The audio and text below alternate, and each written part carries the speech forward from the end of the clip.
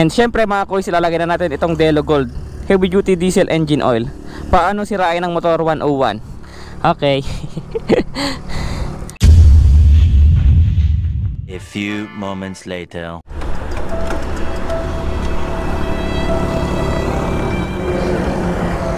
Nakakalungkot din pala, no? Sayang naman. It's me again mga kuys, welcome sa ating panibagong experiment video. Pagkatapos nga natin kargahan to ng diesel, gawing gasolina ang gin at gawing gasolina ang alcohol, ay may panibagong challenge tayo mga kuys. So balang sabi niya, try mo naman diesel na lang is ilagay sa makina mo. Ewan ko lang kung di sumabog yan. Okay, let's go mga kuys.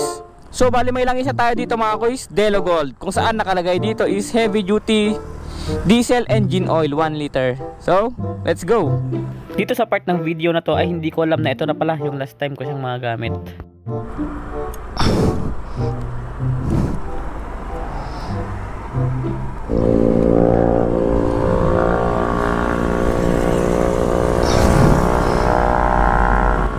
Okay.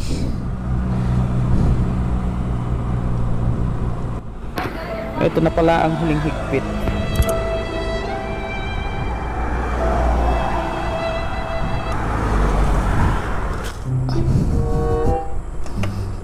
Siyempre mga kuys, ilalagay na natin itong Delo Gold Heavy Duty Diesel Engine Oil. Paano sirain ng motor 101? Okay.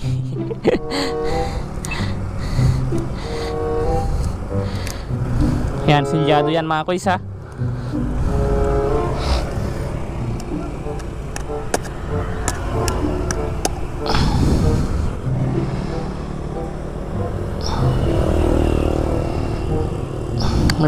Dapat pag ganito para kita nyo.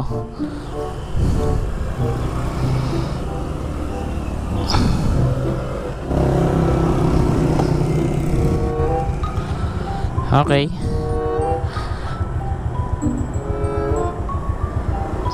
So bali moment of truth mga kuys, testing na natin to kung gagana. Okay, one click lang din naman siya.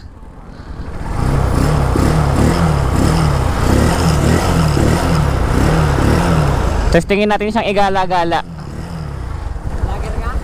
Nagsusubok pa lang. Saan lakad? Saan lakad?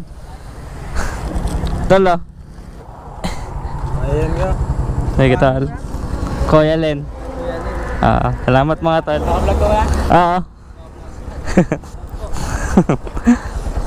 So ito na, testing na natin to kung magkakaproblema ba sa inilagay nating diesel engine oil. Okay.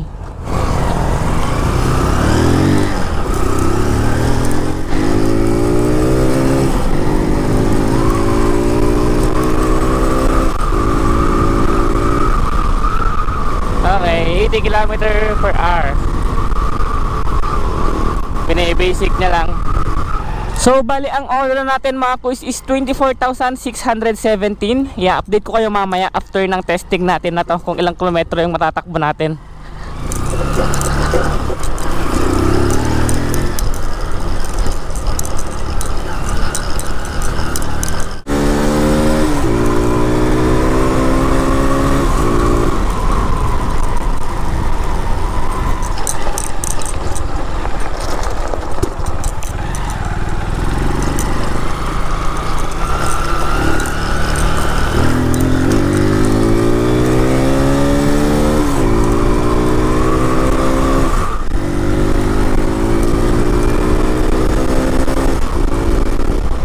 So update lang mga kuys, katatapos lang nating mag-ikot-ikot.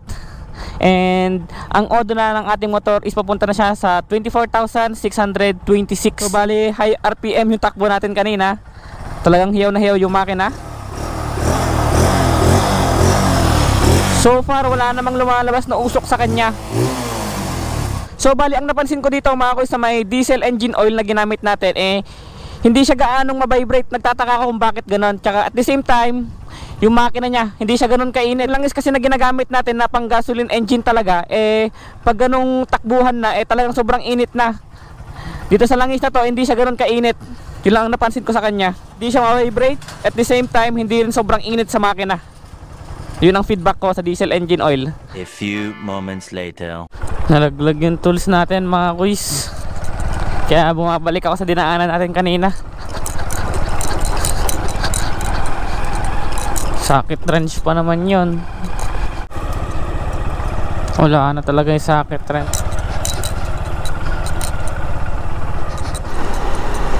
Sobrang nakakalungkot naman mga kuys. Nakakalungkot din pala, no? Sayang naman. Hindi na natin nahanap yung socket wrench natin. Napunit kasi itong pinaglalagyan natin na bag. Yan, oh. Ito, ang natira, ito. Tapos ito. Tapos yung embudo. Pero yung socket wrench, yun ang nawala.